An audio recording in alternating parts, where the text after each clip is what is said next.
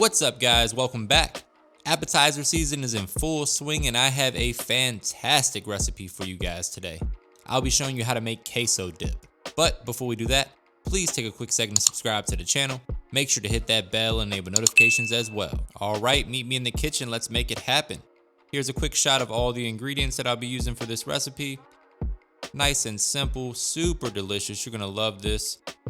We're gonna start with dicing up one medium-sized onion. You can use whatever onion you like or whatever's on hand, a red onion, yellow onion, white onion, doesn't really matter. Just want to remove the skin from the onion as you've seen me do 100 times now. And then we're just going to dice it up nice and fine. Make sure they're all in bite-sized pieces. As always, guys, the specific measurements and ingredients are provided for you in the description box below, so don't forget to check that out. Looking good. You know, the Super Bowl is on the way. We got the NFL playoffs, lots of games coming up. This dip is perfect for game day or your next potluck. Hell, I'd eat this pretty much any day of the week. That's how our onion's looking after a nice trip to the cutting board. Next, we're moving on to our jalapeno, which is optional. If you're not a fan of spice, you can leave this out or just use a bell pepper. Another way to reduce the spice is to remove the seeds. That's where all of the spice is packed in the jalapeno. So if you remove those, you'll be doing yourself a favor. These gloves definitely come in handy for this though. You don't want to do this barehanded, but if you have to, make sure you wash your hands afterwards, or if you touch your eye, you'll be crying for the rest of the day like your girlfriend left you. And you'll be in the comments telling me all about it. Don't forget to wash your hands, people, or wear some gloves. There we go, just dicing those up about the same size as our onion pieces.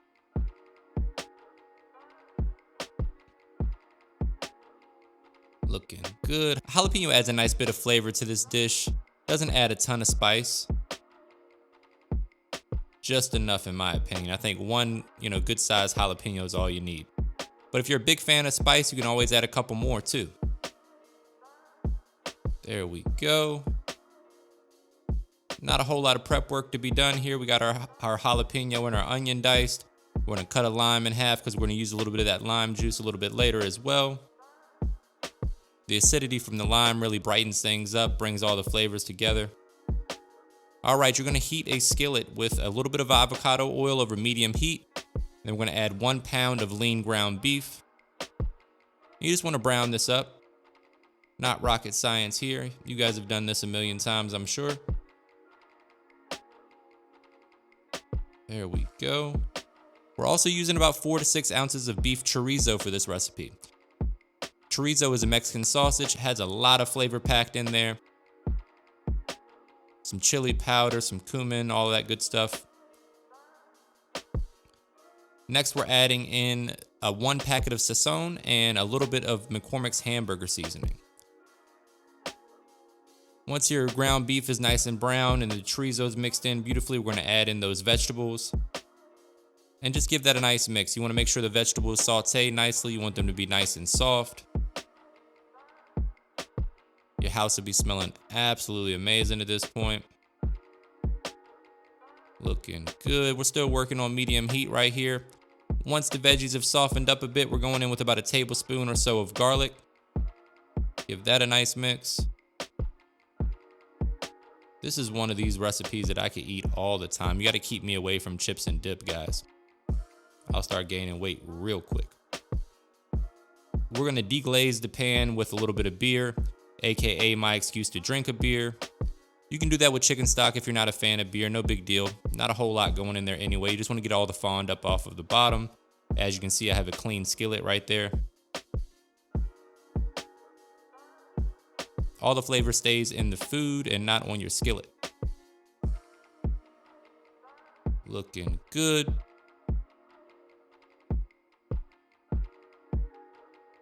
I know you saw the Velveeta at the beginning of this episode. This is the only recipe that I will recommend Velveeta cheese for. If you put it in your macaroni and cheese, we can no longer be friends. I'll have to disown you. Sorry guys, just kidding. You guys know I don't judge. All right, so we're working in all of these ingredients until they come together. And then we're gonna turn the heat down to medium low and add in 1 pound of Velveeta cheese that we've cubed up nicely, as you see right here. And then we're just gonna work that around until the Velveeta cheese begins to melt. This highly processed cheese is perfect for queso dip. We're also going to add in some fresh pepperjack cheese, which is going to add a little bit of spice, some great flavor. You can buy the pre-shredded stuff if you want, but remember it does have anti-caking agents built into it or added to it, and that makes your sauce not quite as smooth. So I recommend shredding your own cheese. Looking good. Now we're gonna add 1 can of Rotel. I like the fire roasted variety. I think it adds a lot more flavor, but use whatever you got or whatever you like. No need to drain that either. We're just gonna work that in. Looking good. Once all of those ingredients have come together, you definitely want to taste as you go. Adjust the seasoning to your profile as always. And then we're going to finally add in that pepperjack cheese and allow that to melt in there. And you're going to have yourselves your new favorite queso dip. You can substitute the beef with turkey or chicken, whatever you like. You notice I use the beef chorizo here for my no pork folks. Try to switch it up for you every once in a while.